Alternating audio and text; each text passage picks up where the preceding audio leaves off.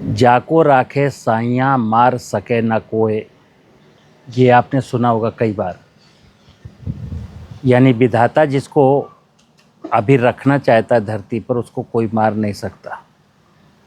आज मैं आपको एक कहानी सुनाता, बहुत छोटी सी मित्र। ईश्वर पर भरोसा जो रखता है। एक घटना सुनाता हूँ। ये घटना है 2006 की।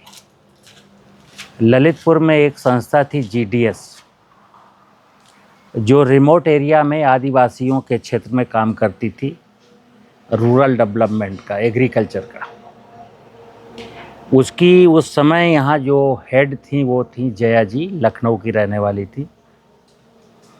उस समय मैं मीडिया में बहुत रहता था, यानी प्रिंट मीडिया में अक्सर मेरे आर्टिकल छपते थे। और वो एग्रीकल्चर में काम करती थी, तो उनको लगा कि ये सज्जन, हम झांसी रहते थे, उनको लगा कि विनोद कुमार सचान की सर्विस ली जाए। उनके पास 47 गांव थे आदिवासियों के। तो पहले 2-3 बार मैं अकेले गया। फिर मेरे एक मित्र थे बनारस के रहने वाले, यहीं KBK में साइंटिस्ट थे, डॉक्टर अरविंद कुमार। फिर मेरे साथ वो जाने लगे। एक गांव था कुचदों, देवगढ़ रोड पर है। तो आदिवासी जो उस गांव के 40-50 किसान थे, उनके साथ मैं बैठा था और वो महिलाओं के साथ बैठे थे। हम लोग वहाँ सेल्फ हेल्प ग्रुप की बात कर रहे थे, खेती की बात कर रहे थे कि और सेल्फ हेल्प ग्रुप की बात कर रहे थे। तो मैं जिस चबूतरे में बैठा था, मेरे सामने 30-35-40 किसान बैठे थे और डॉक्टर अरविंद कुमार के सामने महिलाएं बैठी थीं। मेरी एक निगाह सामने थी, जहाँ झाड़ियों के बीच में कई सारे 12-14 बच्चे खेल रहे थे। अचानक एक सांप ने एक बच्चे को काटा। मैं किसानों से वार्ता भी कर रहा हूँ और सामने का दृश्य भी देख रहा हूँ। बच्चों ने शोर मचाया, दौड़े दौड़े आए, 100-125 कदम की दूरी पर थे। फिर मैंने देखा कि एक छोटा सा 6-7 साल का बच्चा बुखार से पीड़ित था और चारपाई में रजाई ओढ़ के लेटा था। तो वो बच्चे आपस में जाते हैं और वो बच्चा उठता है और उसके यहाँ पर कलाई में काटा था सांप ने। ये 1 मिनट की घटना है और वो बच्चा उसका ब्लड चूस रहा है, ऐसे सक कर रहा है तेजी के साथ। हमको चूँकि सांप काटा है तो हमको बहुत अजीब स्थिति में था मैं कि एक बच्चे को सांप ने काटा है और शायद इनके मम्मी पापा यहीं कहीं हैं और ये ध्यान नहीं दे रहे। मैंने अपनी बातों को बहुत जल्दी 2-3 मिनट में ख़त्म किया और मैंने कहा, भाई एक बच्चे को सांप ने काटा है, किसका बच्चा है? तो सामने एक किसान बैठा है, वो कह रहा, साहब वो हमाओ मोड़ा है, मेरा बालक है। तो हमने कहा, तुम्हारे बच्चे को सांप ने काटा और तुमको कोई हलचल नहीं हुई, तुमको कोई चिंता नहीं है? तो कह रहा, साहब यहाँ तो रोज़ का ही काम है। हमने कहा, क्या करोगे? तो उसने कहा, एक साहब जड़ी बूटी है, वो लाएंगे अभी खोद करके और उसको पानी में धुलेंगे, सिलबट्टे में पीसेंगे, पीस के पिला देंगे। हमने कहा, और कुछ नहीं करोगे? अब यहाँ से सुनना मित्र। तो जानते वो क्या कहता है? कहता है कि बाबूजी, अगर किसी की मौत ही आई है तो उसे कौन बचा पाएगा? हमारे यहाँ तो अक्सर ऐसी घटनाएं होती हैं और हम लोग यही ट्रीटमेंट करते हैं। 2-4-6 साल में एक ऐसी घटना होती है कि किसी सांप के काटने से कोई मरता है, नहीं तो सब बच जाते हैं। उस घटना से मुझको इतना ज्ञान प्राप्त हुआ, शायद बहुत सारी चीज़ें मैं वहीं से बोलना शुरू किया। यानी उन आदिवासियों को जो रिमोट में रोक रहते हैं, उनको ईश्वर पर भरोसा है, ईश्वर पर और ईश्वर की व्यवस्था पर। जैसे वो जो जड़ी बूटी है उस पर भरोसा है उनको, और जड़ी बूटी पिला देते हैं और लोग ठीक हो जाते हैं। जो पढ़े लिखे लोग हैं, सब समाज के लोग हैं, जिनके पास पैसा, उनको ईश्वर पर भरोसा नहीं है। जबकि आप चिकित्सा विज्ञान में जाएंगे तो भी कोई दवा जो दी जाती हैं सब ऐसे ही हैं, प्रकृति से ही तो दवा मिलती है। लेकिन हमको पढ़े लिखे लोगों को ईश्वर पर भरोसा नहीं है। हम और किसी पर भी भरोसा कर सकते हैं लेकिन ईश्वर पर भरोसा नहीं है। इसलिए मैं पक्का मानता हूं मित्र, ईश्वर का काम करिए। ईश्वर ने जो इंसान को बताया है कि तुमको अमुक अमुक काम करना है, वो काम करिए और ईश्वर पर भरोसा रखिए। कहते हैं राम का भरोसा जिसे कभी भूखा मरता नहीं। पढ़ाई लिखाई ने, भौतिकवाद ने हमको ये सिखाया कि ईश्वर पर भरोसा मत करिए। पिछले कोरोना काल में 5 साल पहले सब ने देखा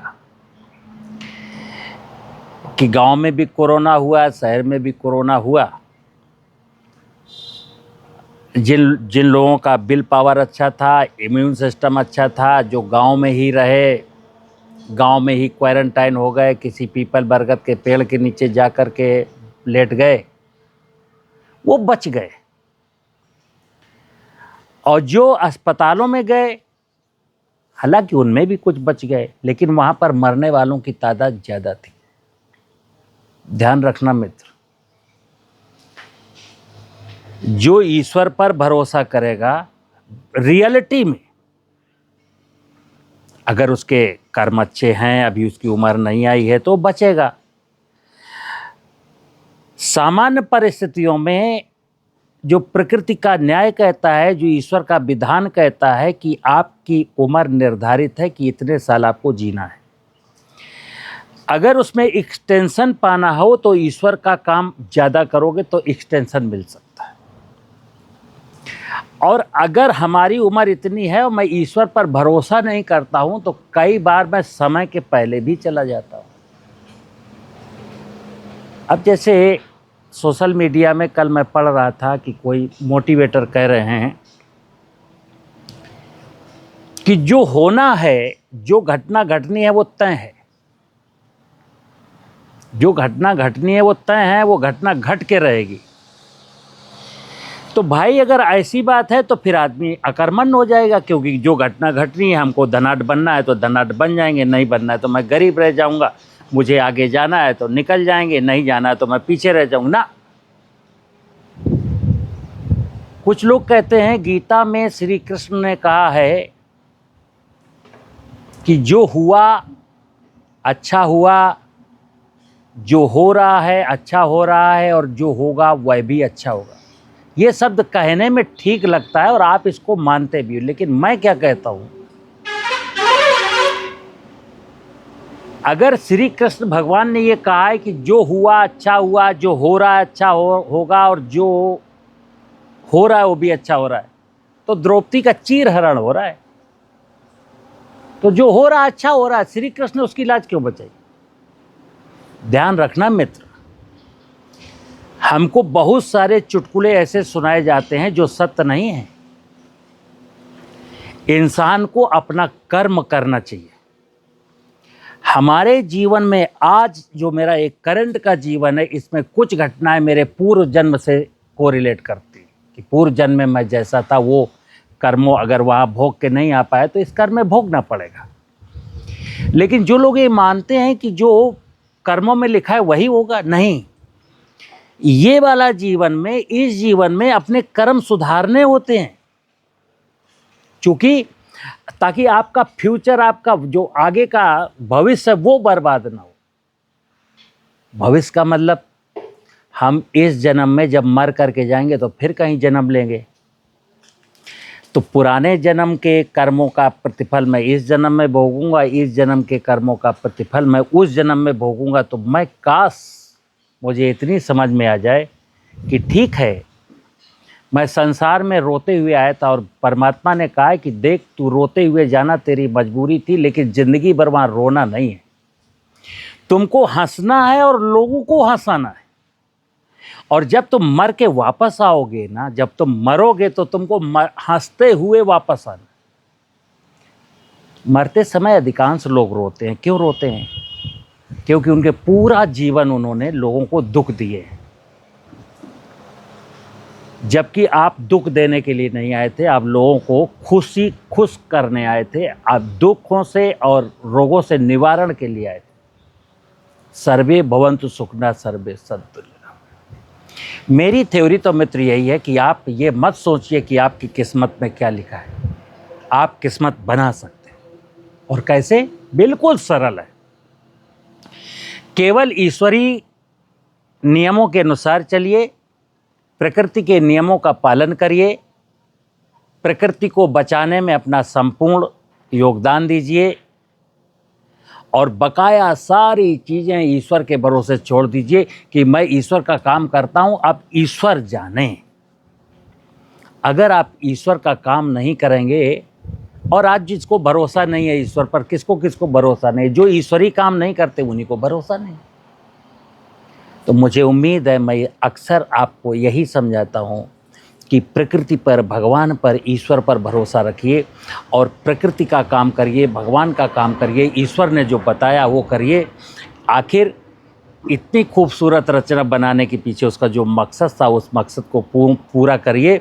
बकाया सारी अपनी परेशानियाँ उसी के भरोसे छोड़ दीजिए, वो सब कुछ संभाल लेगा। नमस्कार।